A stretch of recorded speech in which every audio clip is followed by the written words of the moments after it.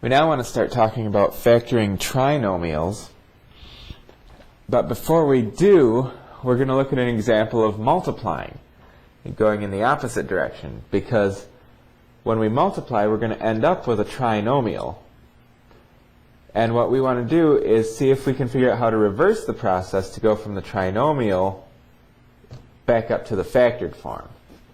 So, applying FOIL, x times x is x squared, plus x times 3 is 3x, plus 2 times x is 2x, plus 2 times 3 is 6.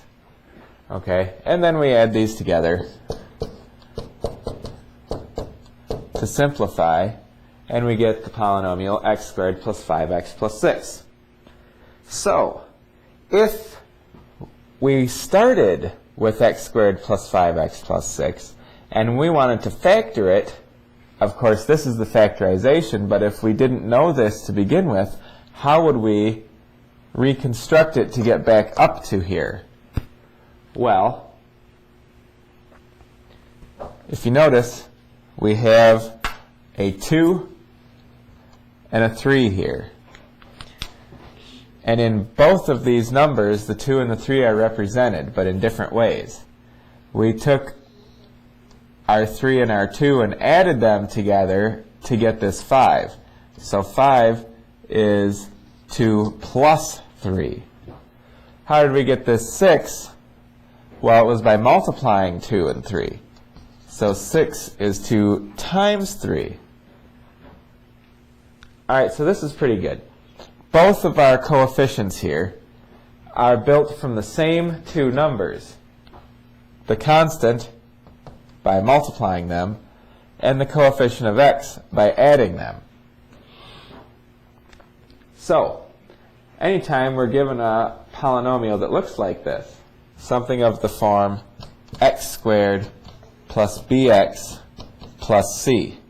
So this leading coefficient, which in generality we will call a, if that's just a 1, then what we've just said will ring true.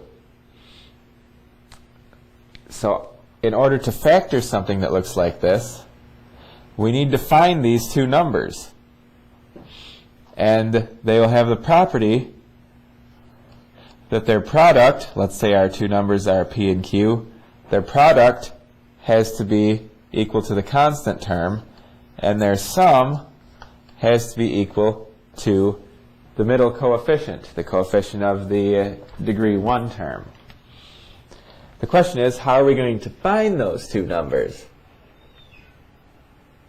Well, the answer is we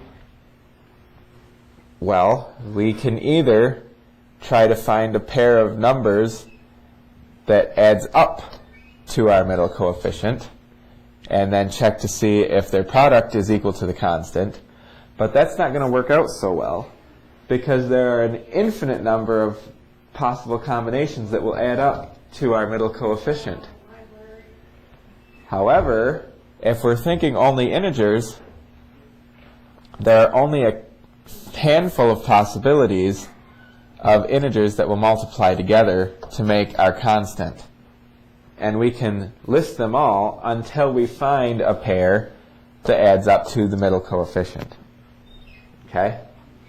So, for this example,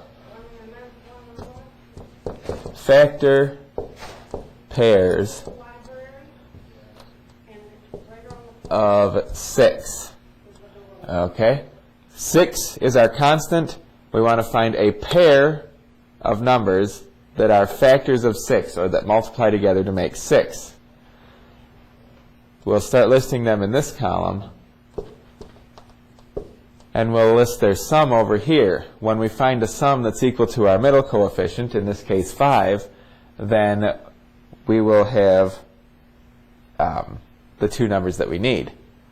Of course, we already know they're 2 and 3 for this example, but let's see how it works out. To make sure that you don't miss any possibilities, I always like to start at the beginning with 1.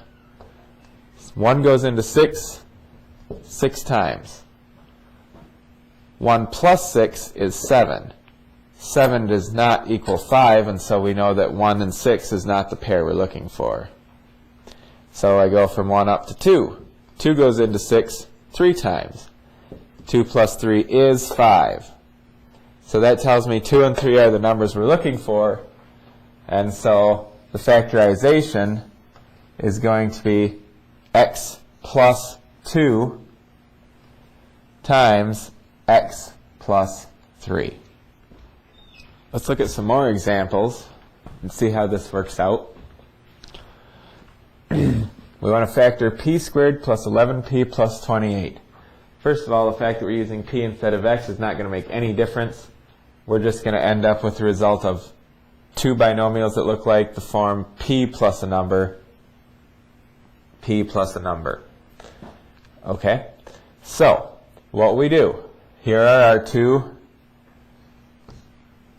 numbers that we're interested in. We need to use those to get the two numbers in our factor binomials.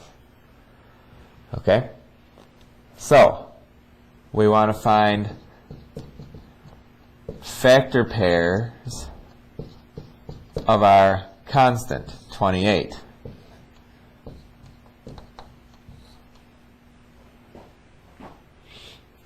Well, if we start with 1 and 28, their sum is 29. It is not equal to 11, so it's not the one we're looking for. So we'll continue on. 2 and 14, well, their sum is 16, also not equal to 11, so we continue. 3 doesn't actually even divide evenly into 28, so we can skip that one. 4 and 7, well, they add up to 11. That's exactly what we wanted. So that tells us that we must have p plus 4 and p plus 7 as our factorization.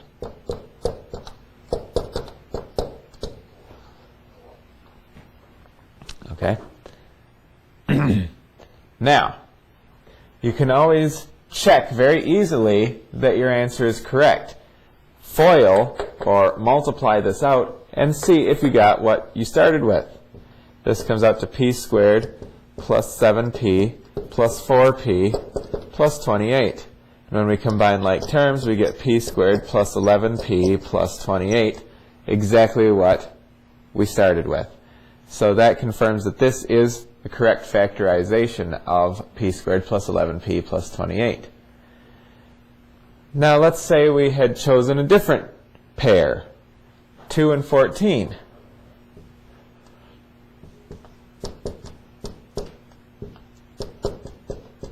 What's going to happen now if we try to FOIL? We'll have p squared plus 14p plus 2p plus 28. And when we combine like terms, we end up with p squared plus 16p plus 28. Our middle coefficient is not correct, so that shows that we did not choose the correct pair of numbers to factor that polynomial. All right, let's factor m squared minus 13m plus 12. We're going to start listing our factor pairs of 12. Start at the beginning, 1 and 12. Lo and behold, 1 plus 12 already makes 13. Are we done though? We don't want 13. We got to be careful to pay attention to what sign our number has. It's a negative 13. Well, how are we going to get a negative 13? We need to have negative numbers for our pair.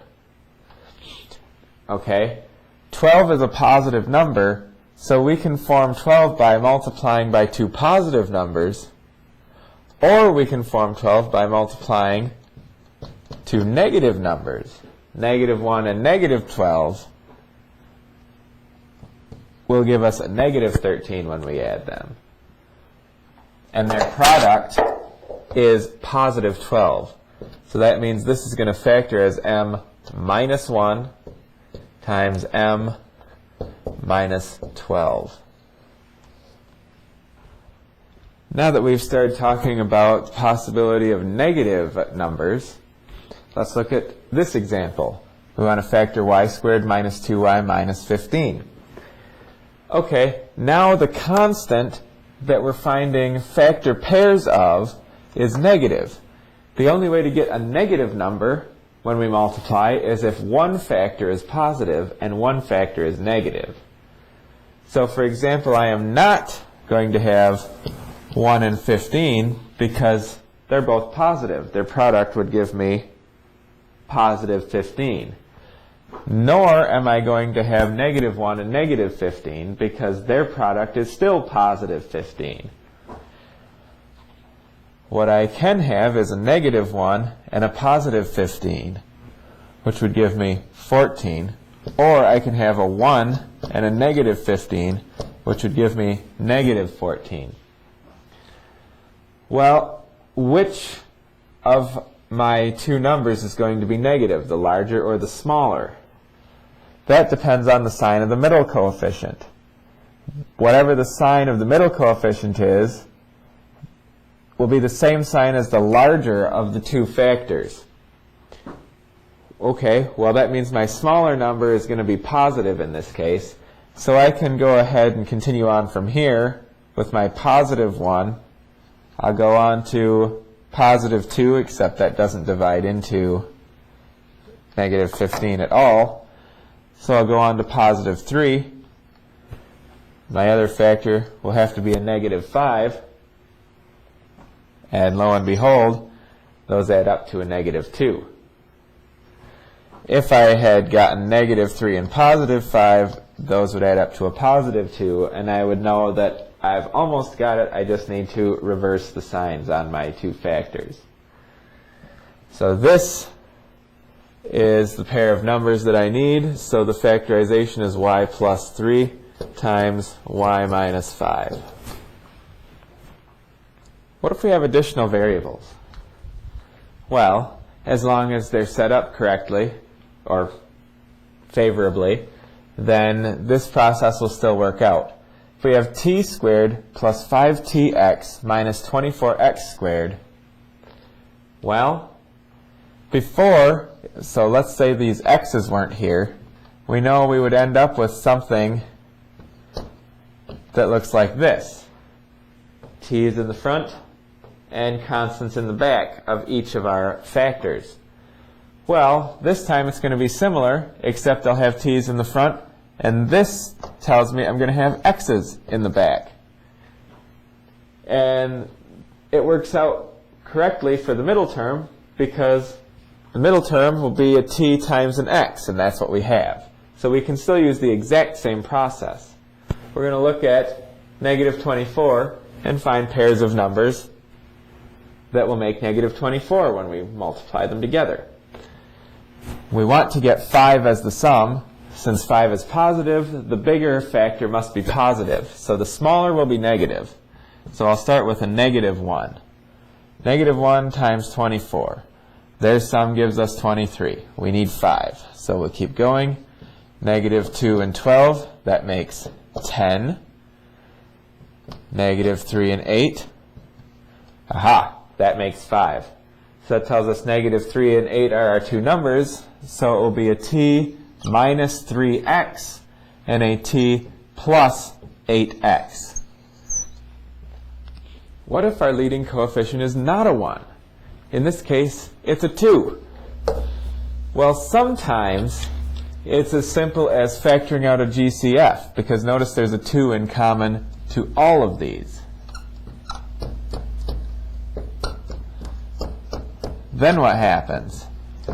Now my leading coefficient is a 1, and I can factor this thing just like before. I look for pairs that will make negative 15. Negative 1 times 15 will give us 14, which is exactly what we need. So we can factor this as x minus 1 times x plus 15. But we also have to remember this 2 that we factored out in the beginning. So the complete factorization is 2 times x minus 1 times x plus 15.